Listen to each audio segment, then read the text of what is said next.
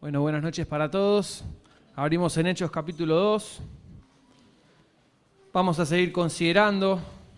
Empezamos a considerar el viernes pasado, nos compartía Mauro acerca del momento de Pentecostés, que fue un hecho único, donde la manifestación espiritual hizo que varones galileos piadosos de muchos lugares y gente de otros lugares que hablaba otras lenguas empezasen a hablar y a oír cada uno el mismo mensaje en su lengua nativa. Una manifestación realmente increíble, realmente, como describe la palabra, espectacular, una manifestación espectacular. A todo el mundo le conmovía, le llamaba la atención y había terminado ese momento o estaba transcurriendo hacia un momento donde la gente se maravillaba de lo que estaba pasando y algunos de ellos habían tenido el momento desafortunado de decir que seguramente estaban diciendo esto porque estaban borrachos y estaban actuando así porque estaban borrachos y porque estaban llenos de mosto.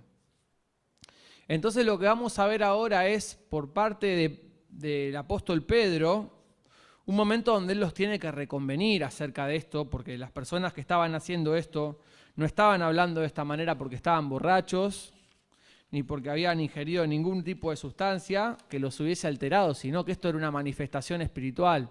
Él les va a hablar con mucha autoridad y van a ver el resultado que tiene su predicación en este discurso de Pedro, que nosotros vamos a leer, y se los confieso que lo vamos a leer de una manera ágil, así que estén preparados para poder leerlo de una manera ágil. Yo no sé si los versículos que vamos a leer se pueden proyectar y compartir. Si no se puede, no se puede, pero si se pudiera creo que sería útil. Esperamos, no hay problema. Y van a ver que todo este texto o la porción que vamos a tomar en el día de hoy tiene mucha riqueza y algunos conceptos que son muy importantes a la hora de tomar en nuestras manos la palabra de Dios, a la hora de utilizar la palabra de Dios. Yo quisiera preguntar si acá dos personas me pudieran ayudar. Dos personas tienen que ser que puedan leer de corrido y se les entienda, ¿sí? Si no se le entiende no sea problema, pero si necesitamos a alguien que se le entienda, que pueda hacer una lectura, no para que lo felicitemos, sino para que se entienda, porque necesitamos que lean algunos versículos, ¿sí? Así que yo lo voy a pedir en un momento, pero antes vamos a orar, antes de considerar este pasaje. Padre nuestro, Padre querido, queremos venir a tu presencia en este comienzo de año, Señor, a querer considerar tu palabra y te rogamos que nos ayudes, es mucho el texto, Señor, pero sabemos que se puede entender bien y hay unas lecciones que son muy especiales, Señor, y te rogamos que puedas tomar tu palabra y hacer la obra en cada corazón. Te lo pedimos en el nombre del Señor Jesús. Amén. ¿Habrán dos personas que me puedan ayudar? ¿Alguna? ¿Alguna que pueda leer? Andrés y Alicia, vengan los dos. Vengan, los dos. Yo le voy a pedir que se acerquen. ¿Podemos usar estos micrófonos de acá adelante? ¿Sí? Acá hay uno. Alicia, ¿te querés acercar? No sé si se me escapó. ¿Está? Ahí está. Ahí estamos con los micrófonos. Ahí está. Acá pueden pasar. Hola. Ahí está, Andrés tiene uno. Andrés va a leer versículos. Perdón, vamos a hacer así. Alicia va a leer versículos Hechos 2, 16 al 21. 16 al 21. Y Andrés va a leer 25 al 28 y 34 al 35. ¿Sí? Lo vamos a hacer de una forma ágil, empezando de 2:14. Repito, Alicia va a leer del 16 al 21 y Andrés va a leer del 25 al 28 y 34 y 35. ¿Están conmigo? Hechos 2:14. ¿Estamos juntos? Atención lo que vamos a leer, por favor, ¿sí? Pedro va a hablar de lo que está pasando y va a citar en la palabra de Dios. Los textos que refieren al profeta Joel van a ser los que va a leer Alicia y los que refieren a los salmos de David los va a leer Andrés. Empezamos y dice: entonces Pedro, poniéndose en pie con los 11, alzó la voz y les habló diciendo: varones judíos y todos los que habitáis en Jerusalén, esto os sea notorio y oíd mis palabras, porque estos no están ebrios como vosotros suponéis, puesto que es la hora tercera del día. Alicia. Mas esto es lo dicho por el profeta Joel. Y en los postreros días, dice Dios, derramaré de mi espíritu sobre toda carne, y vuestros hijos y vuestras hijas profetizarán. Vuestros jóvenes verán visiones, y vuestros ancianos soñarán sueños. Y de cierto sobre mis siervos y sobre mis siervas en aquellos días, derramaré de mi espíritu y profetizarán. Y daré prodigios arriba en el cielo y señales abajo en la tierra, sangre y fuego y vapor de humo. El sol se convertirá en tinieblas y la luna en sangre, antes que venga el día del Señor grande y manifiesto.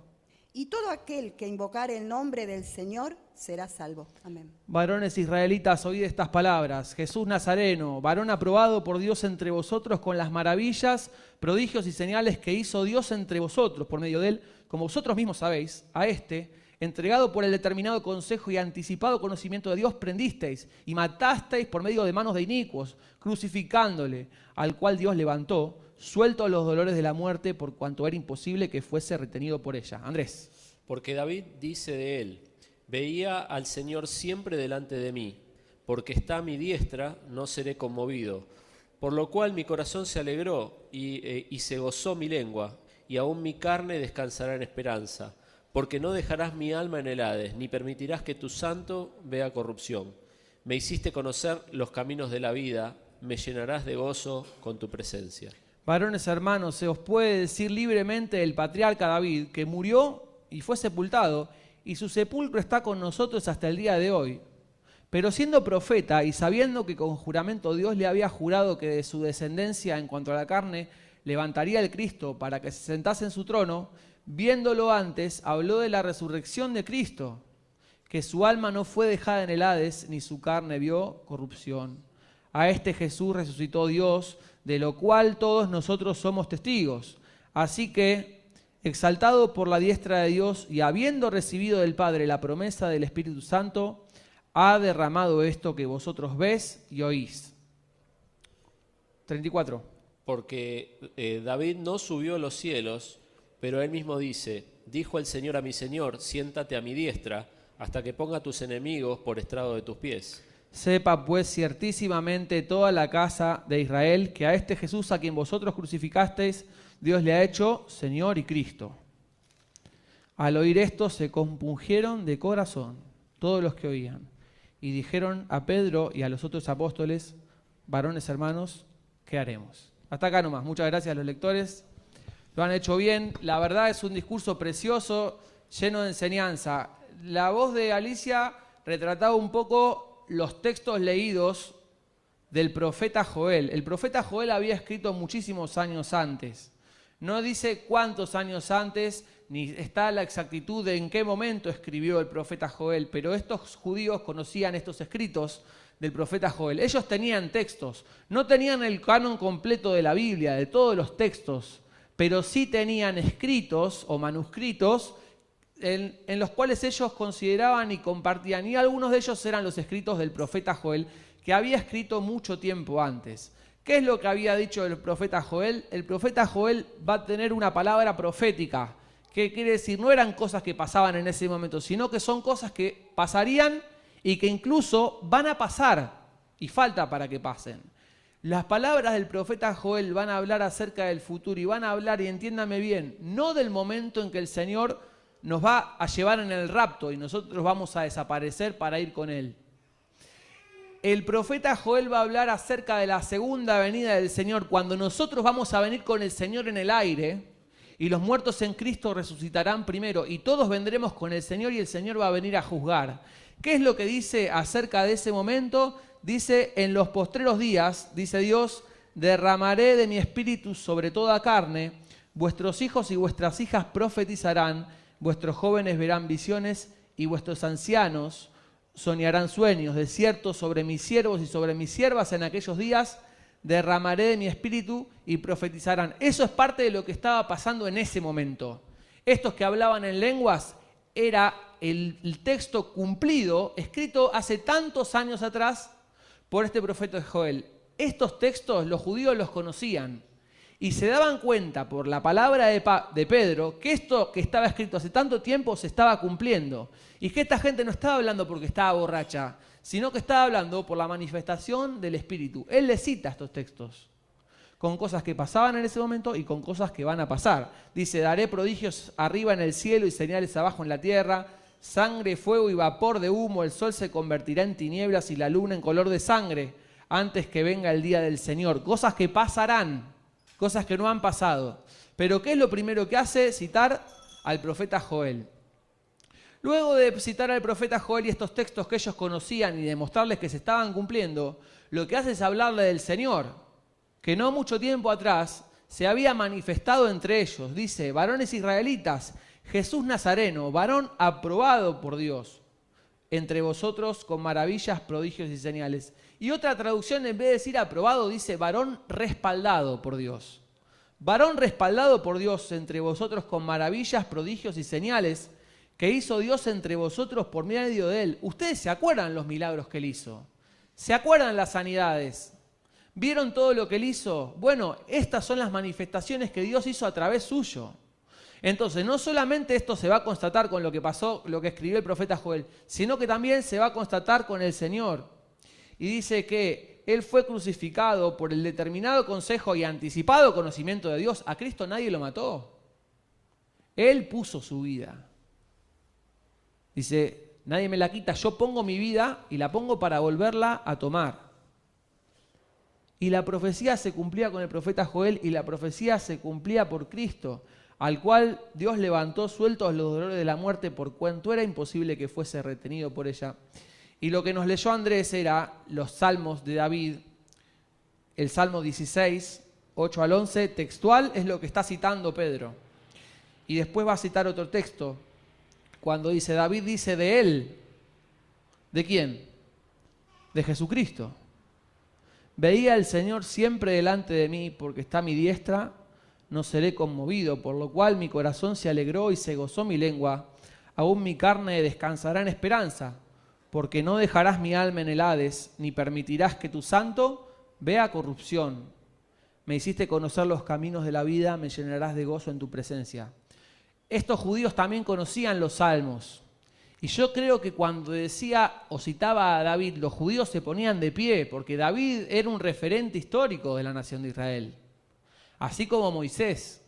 Y en los salmos de David, que ellos tantas veces habían leído, quizás en estas palabras, en vez de pensar que David estaba hablando del Señor, pensaban que David estaba hablando de sí mismo. Y le dice, no, David no está hablando de sí mismo. David está hablando acerca del Señor y les explica. Varones hermanos, versículo 29, se los puede decir libremente del patriarca David, que murió y fue sepultado, y su sepulcro está con nosotros hasta el día de hoy. Él vio corrupción. La palabra de Dios dice, no dejarás mi alma en el Hades, ni permitirás que tu santo vea corrupción. Pero David sí vio corrupción, porque él murió. Esta palabra hablaba de Cristo. Pero siendo profeta y sabiendo que con juramento Dios le había jurado que de su descendencia, en cuanto a la carne, levantaría el Cristo para que se sentase en el trono, viéndolo antes y sabiendo que esto pasaría, habló de la resurrección de Cristo, que su alma no fue dejada en el Hades, ni su carne vio corrupción. Número 1, cita al profeta Joel y dice, está hablando de este momento. Le cita a Cristo, cita el texto de los Salmos y dice que está hablando de Cristo. Y les vuelve a hablar, a este Jesús resucitó Dios, de lo cual nosotros somos testigos. Así que exaltado por la diestra de Dios y habiendo recibido del Padre la promesa del Espíritu Santo, ha derramado esto que vosotros ves y oís. Y remata. ¿Cómo remata? Otro texto de la palabra de Dios en los Salmos. Porque David no subió a los cielos, pero él mismo dice, dijo el Señor a mi Señor, siéntate a mi diestra, hasta que ponga a tus enemigos por estrado de tus pies. Este texto no hablaba de David, hablaba del Señor. Dios le dijo al Señor, siéntate a mi diestra. Y el Señor es el que está sentado a la diestra del trono de Dios. Sepa pues ciertísimamente toda la casa de Israel que a este Jesús, el texto de Joel, el texto de Salmos y el Cristo que vieron, a este Jesús a quien vosotros crucificasteis, Dios le ha hecho Señor y Cristo. Y en este discurso y en esta predicación magnífica, al oír esto se compungieron de corazón y dijeron a Pedro y a los otros apóstoles, varones hermanos, ¿qué haremos? Se compungieron de corazón, dice que las palabras traspasaron su corazón. Y dijeron, varones hermanos, ¿qué haremos? Gracias por acompañarme en la lectura, era una parte difícil, sí, hay unas consideraciones muy ricas que poder tomar para nosotros. La verdad que el texto y la predicación de Pedro es ejemplar. Y es ejemplar para nosotros para tres cosas. Para predicar del Señor con nuestra vida, para predicar del Señor con exactitud y para predicar del Señor con valor. Para predicar la palabra con nuestra vida, para predicar la palabra con exactitud y para predicar la palabra de Dios con valor. Si me acompañan lo haremos muy rápido. Número 1, para predicarlo con la vida. Hay riqueza en profundizar en este texto. ¿Por qué? Porque el mismo Pedro que se está poniendo en pie delante de los judíos para hablar con tanta autoridad, es el mismo que había negado ¿a quién? Al Señor. Y había salido llorando. Y el mismo Pedro que se había vuelto a su oficio y era pescador y el Señor lo llama en aquella playa y le pregunta si lo ama. Esta caída no había sido manifiesta solamente al Señor, había sido manifiesta a todos. Pero no quita que una vez restaurado, el apóstol Pedro se pone de pie y predica como predica. ¿Y qué tiene esto para nosotros? Que quizá usted piense a la hora de predicar o compartir la palabra de Dios o compartir de Cristo. ¿Cómo yo voy a compartir de Cristo si la gente a mí me conoce de antes? ¿Cómo voy a hacerlo si me conocen de mi vida cuando yo estaba alejado de Dios? Yo no puedo predicar la palabra de Dios y decirle cuál es la palabra de Dios para la gente si yo no tengo autoridad. Bueno, esto es lo que erradica la palabra de Dios. Dice la palabra de Dios que si alguno está en Cristo, nueva criatura es. Las cosas viejas pasaron y aquí son todas hechas nuevas. Y si Pedro pudo ponerse de pie y ser útil al Señor, esta palabra nos está mostrando usted a mí, que usted y yo también podemos. Muchas veces los que nos hemos criado en la iglesia no tenemos un testimonio tan fuerte como el que tiene la persona que se acercó a la iglesia de mucho más grande. Porque la gente le conoce de antes y al verle ahora no lo desacredita, sino que lo respalda mucho más porque ve los cambios que el Evangelio hizo en su vida. Y si usted está en Cristo ahora, por favor predique el Evangelio y predique la palabra porque este mundo la necesita. Número 2, predique la palabra con exactitud. La palabra de Dios es un libro que hay que comprenderlo y vamos a tratar de entenderlo. ¿Vieron cuando hay famosos, salen en la televisión y le preguntan al famoso, usted dijo esto, ¿no? Porque tenemos a usted grabado diciendo esto. ¿Y qué es lo que le dice el famoso? Hablo que siempre lo hablo con Carlos Ratti. ¿Qué le dice? No me saquen de qué. No me saquen de contexto. Porque muchas veces las palabras fuera de contexto parecieran tener otro significado. La palabra de Dios fue escrita en un contexto y es necesario comprenderla en su contexto. Voy a poner un ejemplo. Si yo a usted le digo, le mando una carta, usted no me está viendo y yo le estoy diciendo que maté una vaca y me la comí, en Argentina usted dirá, mirá, qué bueno, me imagina a mí matando una vaca, cocinándola, haciendo el asado, comiéndola. Ahora, si yo estoy escribiéndole a usted que maté una vaca y me la comí y se lo digo en un país donde hay poco acceso a la carne, usted más que imaginándome haciendo un asado, me imaginará con un buen pasar económico. Y si yo le digo desde la India que maté una vaca y me la comí, usted me imaginará perseguido por la policía, porque es un delito. Por eso es que el contexto habla muchísimo acerca del texto, y todo texto hay que comprenderlo en su contexto. Muchas de estas palabras del profeta Joel, estas palabras no se pueden leer a simple vista y pensar que tienen una aplicación para la vida. Esto contextualmente está hablando de la segunda venida, de la venida de Cristo, y comprender esto es fundamental para entender el texto. Este texto que pareciera que habla de David en un momento, está hablando acerca del Señor y es fundamental conocerlo. Y el otro texto que le dice, dijo el Señor a mi Señor, siéntate a mi diestra, también es necesario.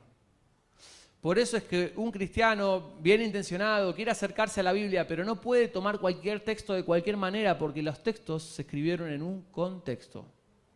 Es muy importante. Por eso a la hora de acercarse a la palabra y poder predicarla, no solo con su vida, así como está, no hay que maquillar nada, sino con exactitud usted debe hacerse algunas preguntas. ¿En qué orden fueron las cosas? ¿En qué contexto? ¿Quién las dijo? ¿Para quién son? ¿De quién estaba hablando?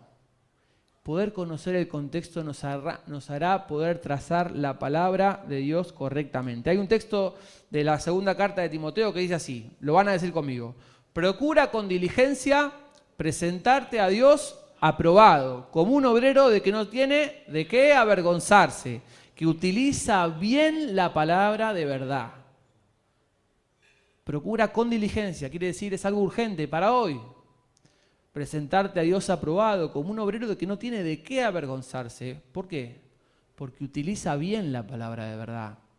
No cualquier texto es para cada cosa. Nosotros en la pandemia muchas veces veíamos que alguien publicaba un texto y quería traer una palabra de consolación y quería compartir la Biblia. Pero sin embargo hay textos y textos. Quería compartir acerca del miedo y había una persona que compartía, no se turbe vuestro corazón, creéis en Dios, creed también en mí. Esa palabra podía traer tranquilidad al corazón, pero ese texto, ¿en qué momento se dice? A ver, no se turbe vuestro corazón, creéis en Dios, creed también en mí. En la casa de mi Padre muchas moradas hay. Si así no fuera, yo os lo hubiera dicho. Voy pues a preparar un lugar para vosotros, para donde que yo estoy, ustedes también estén. Entonces dice, no se turbe vuestro corazón ni tenga miedo. ¿En qué contexto lo dice? Diciendo, me voy al cielo, pero no es que no me van a ver nunca más. Ustedes también van a estar conmigo. Por eso que quizás el mensaje se sobreentiende, pero habría otro texto para explicarlo que diría eso. Por nada estéis afanosos, sean conocidas vuestras peticiones a Dios. Otro texto que fuimos y había una chica que estaba muy motivada en ser pastora en su iglesia, me acuerdo, nunca más la había conocido, y me dice, no, pero la palabra de Dios dice que no hay judío ni griego, esclavo ni libre. ¿Y de qué habla ese pasaje? ¿Habla de ser pastor en la casa de Dios, de ser una autoridad? ¿De qué habla? Habla de salvación. No hay judío ni griego, hombre ni mujer. Y un texto utilizado fuera de contexto puede ser tan dañino como útil puede ser bien trazado. Pero fíjense el trabajo de Pedro, que les traza bien la palabra de verdad. Le cita a Joel, le cita a los Salmos. No solo le dice en qué contexto, para qué momento, no solo lo hace en orden, sino que le aclara a quién está dirigido y de quién habla. Fundamental. Por eso es que quiero animarnos en este camino de poder trazar bien la palabra de verdad y trazarla con exactitud, porque cuando uno lo hace bien y uno puede comprender el texto en su contexto de la palabra de Dios, es espejo en el cual puedo mirar mi vida. La palabra de Dios es miel que me trae esa dulzura en momentos de mi amargura. La palabra de Dios es esa leche espiritual no adulterada que me hará crecer para salvación, pero es necesario que yo la trace bien. Necesario. Cada vez que me dicen, puedes compartir la palabra, yo me pongo muy contento, pero me dicen, por favor, habla de Hechos 2. Bueno, lo primero que hago, contexto de Hechos 2. Trato de buscarlo. ¿Qué pasó antes? ¿Qué pasó después? ¿Quién hablaba? ¿A quiénes le hablaba? La palabra en su contexto y Pedro lo hace. Y Pedro, llevándolos en todo este recorrido y hablándole de estas cosas, hace otra cosa importantísima que es hablar la palabra de Dios con valor. Mucha gente dice que cree la palabra de Dios. Discúlpenme esta licencia, yo creo que tanto no la creen. La palabra de Dios dice, ¿está alguno de vosotros enfermo? Llame a los ancianos de la iglesia, únjanle con aceite y la oración de fe sanará al enfermo y si tiene pecado le serán perdonados. Y vos decís, bueno, vamos a ungirle con aceite. ¿Te parece? Pero tanto trabajo y hacer venir una persona y todo este tema, bueno, si Dios quiere se va a curar, no se va a curar. Tanto no la cree la Biblia. Tanto no la cree. Si la cree, la hace. Eso es bueno, vamos viendo. ¿Le parece que vayamos viendo? ¿Le parece que no vimos suficiente? ¿Qué vamos viendo? ¿O la cree o no la cree? La palabra de Dios habla acerca de estos momentos y habla acerca de el avance de la maldad. Y ahí está el avance de la maldad y quiere avanzar mucho más. Está el Espíritu Santo en el medio de este mundo. El Señor todavía no nos llevó con Él. Por eso es que hay algo que al momento detiene el misterio de la maldad, pero el misterio de la maldad avanza. ¿Y qué es lo que quieren? Este mundo no quiere predicar otra cosa. El mundo quiere legislar otra cosa. Usted sabe que acá, en estas iglesias, cada vez más van a tener que haber, en vez de una lista de autoridades varones, una lista de autoridades varones y otra de mujeres. Usted sabe que textos de la Biblia quizás se puedan predicar y en un momento sean legislados como discursos de odio, y si usted los lee, usted puede ser apresado. ¿Usted sabría eso? Si usted lo sabe y lo cree, lo conoce el tiempo que está viviendo. Pero hay iglesias que dicen, entonces, si esto parece un discurso de odio, nosotros demostrémosles el discurso del amor. Entonces, tanto la palabra no la creen. No la creen. El Señor fue aborrecido. Por causa del Señor, dice, los que quieren vivir piadosamente padecerán persecución. Y la gente dice, no. En iglesias, a paz nos llamó el Señor. A paz nos llamó el Señor. No confrontemos, no digamos nada, ¿viste? Que no todos nos llevemos bien. El Señor quiere un pueblo que se lleve bien. El Señor quiere un pueblo que se lleve bien. No creen la Biblia. Si los persiguen un poco, la dejan de creer. Si tienen un poco de necesidad de otra cosa, lo urgente, la dejan de creer. En pos de las ambiciones económicas, la dejan de creer. En pos de tener grandes iglesias llenas de gente, la dejan de creer, se la guardan. Se la guardan. Pablo le escribía a Tito, por eso te dejé en Creta, para que corrigieses lo deficiente. ¿Quiénes son los pastores que quieren corregir lo deficiente? Ninguno.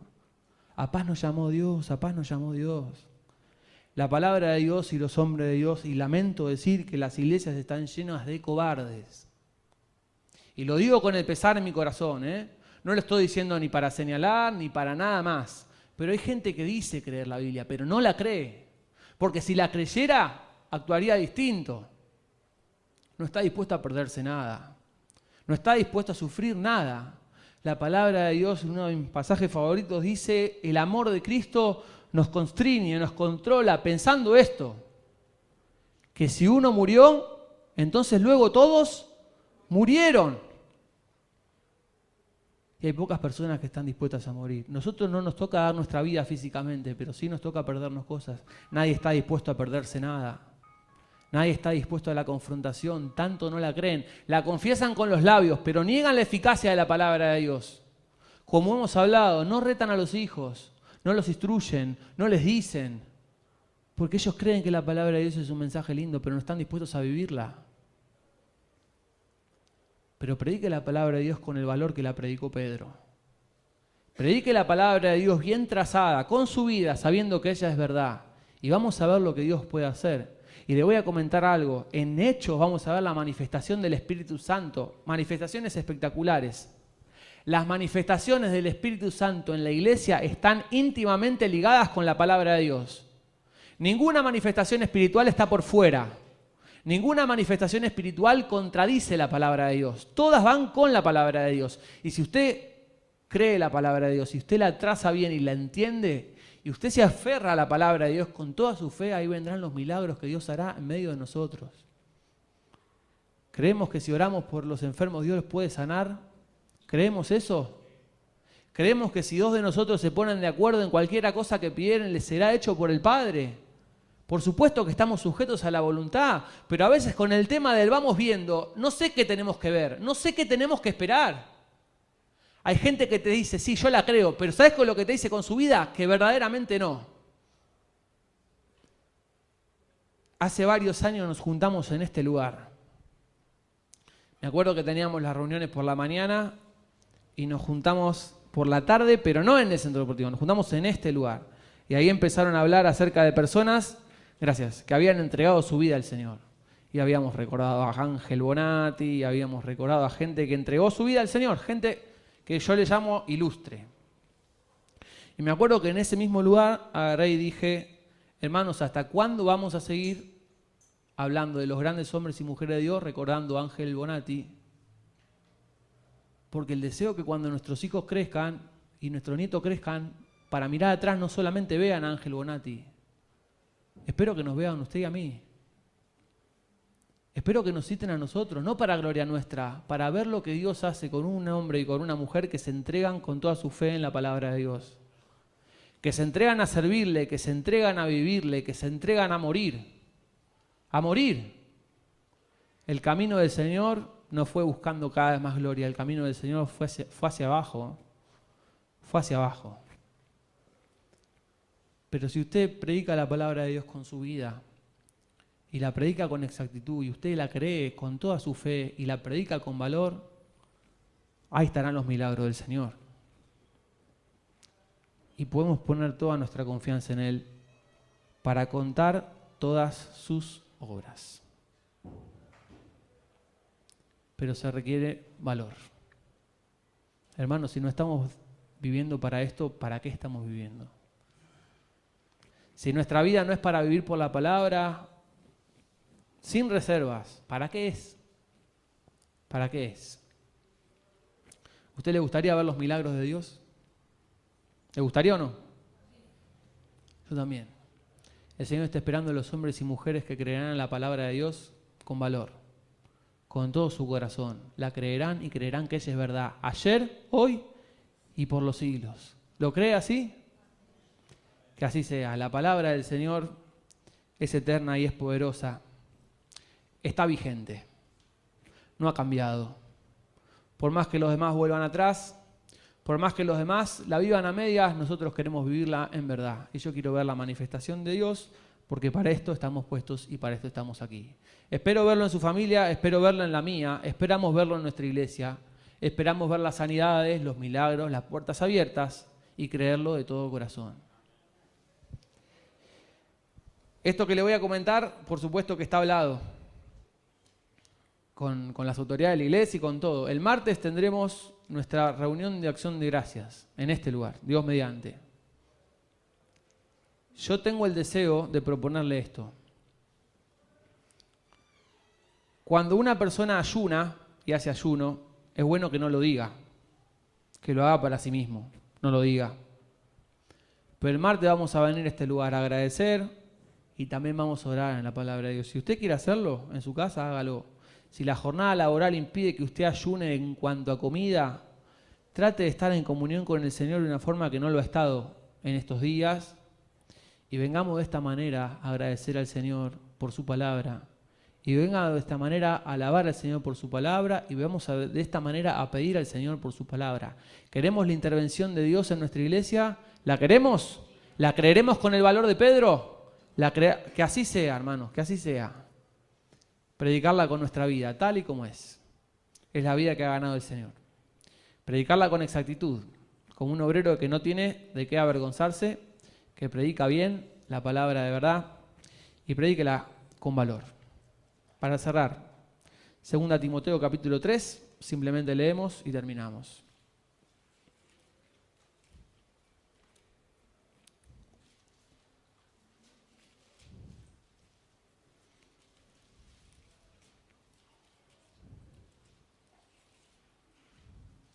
Segunda Timoteo 3, versículo 10, dice: Pero tú has seguido mi doctrina, conducta, propósito, fe, longanimidad, amor, paciencia, persecuciones, padecimientos como los que me sobrevinieron en Antioquía, en Iconio, en Listra. Persecuciones que he sufrido y de todas me ha librado el Señor. Y también todos los que quieren vivir piadosamente en Cristo Jesús padecerán persecución, mas los malos hombres y los engañadores irán de mal en peor, engañando y siendo engañados. Versículo 14, pero persiste tú en lo que has aprendido y te persuadiste, sabiendo de quién has aprendido, y que desde la niñez has sabido las sagradas Escrituras, las cuales te pueden hacer sabio para la salvación por la fe que es en Cristo Jesús. Toda la Escritura es inspirada por Dios y útil para enseñar, para redarguir, para corregir, para instruir en justicia, a fin de que el hombre y la mujer de Dios sean perfectos, enteramente preparados para toda buena obra. Es la Biblia para mí, santo y gran tesoro aquí. Que el Señor los bendiga.